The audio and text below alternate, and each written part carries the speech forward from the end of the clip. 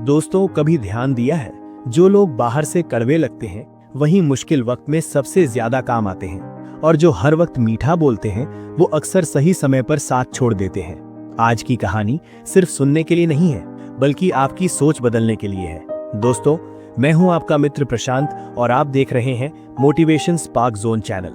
बहुत पुराने समय की बात है। एक राजा था जिसे मूर्तियों का बहुत शौक था। उसके महल में कई सुंदर मूर्तियां थीं, लेकिन उनमें से 3 मूर्तियां उसके दिल के सबसे करीब थीं। वे मूर्तियां वो दूर देश से मंगवा कर लाया था और उन्हें अपनी जान से भी ज्यादा प्यारा मानता था। महल के सेवकों को सख्त आदेश था, इन मूर्तियों की सफाई और सुरक्षा में कोई भी गलती बर्दाश्त नहीं होनी चाहिए। पर एक दिन एक नया सेवक नियुक्त हुआ। उसी को उन मूर्तियों की सफाई का काम मिला।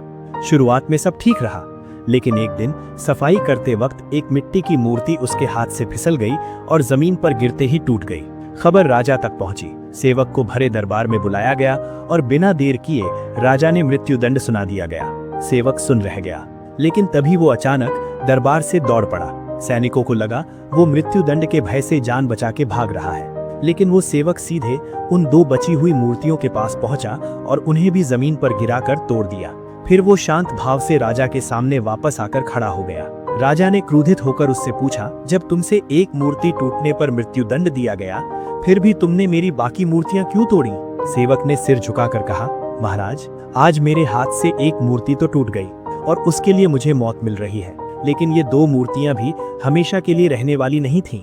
आज नहीं तो कल कभी न कभी ये भी किसी के हाथ से टूट जाती। अगर इनके टूटने पर आप किसी और सेवक को दंड देते तो वो भी मारा जाता। आज मैंने 2 जिंदगियां बचा ली हैं, अब आप मुझे मृत्युदंड दे सकते हैं। राजा सेवक की बातें सुनकर स्तब्ध रह गया। उसने पूछा, मौत सामने देखकर भी तुम दूसरों के बारे में कैसे सोच पाए? सेवक बोला, महाराज, महल में आने से पहले मैं एक सेठ के यहाँ काम करता था। सेठ जी बहुत अच्छे इंसान थे, मेरे काम से खुश थे, लेकिन उनकी जिंदगी में जरा सी परेशानी आते ही भगवान को दोष देने लगते थे। एक दिन खाना खाते समय में ककड़ी कड़वी निकली, तो गुस्से में वो ऊपर वाले को कोसने लगे और वो ककड़ी मेरे तरफ दे दी और खाने को कहा।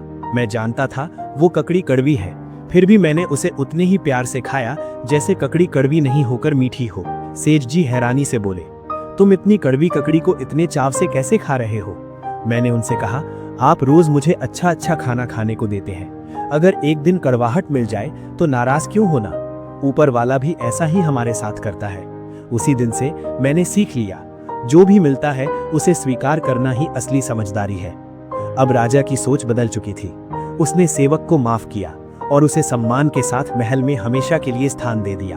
दोस्तों, जिंदगी में हमेशा हमें खुशी नहीं मिलेगी, कभी कभी कड़वाहट भी मिलती है, लेकिन याद रखिए, कड़वे अनुभव हमें मजबूत बनाते हैं और मीठे अनुभव हमें आराम देना सिखाते हैं। समस्या ये नहीं है कि क्या मिला, समस्या ये है कि हमने उसे कैसे स्वीकार किया।